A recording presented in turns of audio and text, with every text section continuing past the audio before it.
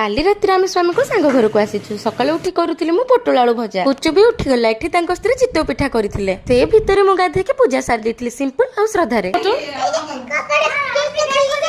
ए तीन पिलांकर कंप्लेन दबा आरंभ हो जाइथिला आउ बाकी चकुली करा हला तापर आमे सब मिसी मासी खाई देइथिलु धुआ धुई करिले भितरे स्वामी मार्केट जाके पबदा कंटिया माछ आउ भाकुर माछ आनि देइथिले सब को धुआ धुई करी मैरिनेट करी रखि देले तापर छुआ मान को नै मु चलिले ताको घर पाख थिबा दुकान को दही आनिबा को कारण मो पुचु लंच बेले दही नथिले से भात खाइबनी खाइ सारिला पर आज हमको कटक रिटर्न करिवार थिला और स्वामी को आ गुटे संग आसीथिले बलांगीर जाको प्रीवियस ब्लॉग रे देखिथिबे जेहेतु आज नॉन वेज हेतिला सब नीट एंड क्लीन न कले मते भलो लागिनी संध्या 7टा रे आमे बाहरिलु हम घर को कोइन्सिडेंस आ गुटे तांकर संग भेट होइथिले तांको घर होछि संबलपुर तांको भी हम साथी रे नै गेलु आ एठी मु जल्दी जल्दी हेकी भात अंडा तरकारी रोटी पापड़ कर देइथिली कारण सेमानकर राति बस थिला सेमानकर डिनर सरिला पर ये जाइथिले बस स्टैंड छाड़ीबा को आ मो झियो एठी पापा पापा हेकी मो जीवन नै गलानी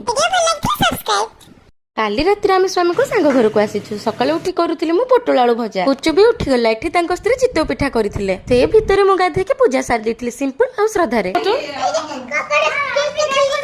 ए तीन पिलांकर कंप्लेन दबा आरंभ हो जाइथिला आउ बाकी चकुली करा हला तापर आमे सब मिसी मासी खाई देइथिलु धुआ धुई करिले भितरे स्वामी मार्केट जाके पबदा कंटिया माछ आउ भाकुर माछ आनि देइथिले सब को धुआ धुई करी मैरिनेट करी रखि देले तापर छुआ मान को नै मु चलिले ताको घर पाख थिबा दुकान को दही आनिबा को कारण मो पुचु लंच बेले दही नथिले से भात खाइबनी खाइ सारिला पर आज हमको कटक रिटर्न करिवार थिला और स्वामी को आ गुटे संग आसीथिले बलांगीर जाको प्रीवियस ब्लॉग रे देखिथिबे जेहेतु आज नॉन वेज हेतिला सब नीट एंड क्लीन न कले मते भलो लागिनी संध्या 7टा रे आमे बाहरिलु हम घर को कोइन्सिडेंस आ गुटे तांकर संग भेट होइथिले तांको घर होछि संबलपुर तांको भी हम साथी रे नै गेलु आ एठी मु जल्दी जल्दी हेकी भात अंडा तरकारी रोटी पापड़ कर देइथिली कारण सेमानकर राति बस थिला सेमानकर डिनर सरिला पर ये जाइथिले बस स्टैंड छाड़ीबा को आ मो झियो एठी पापा पापा हेकी मो जीवन नै गलानी।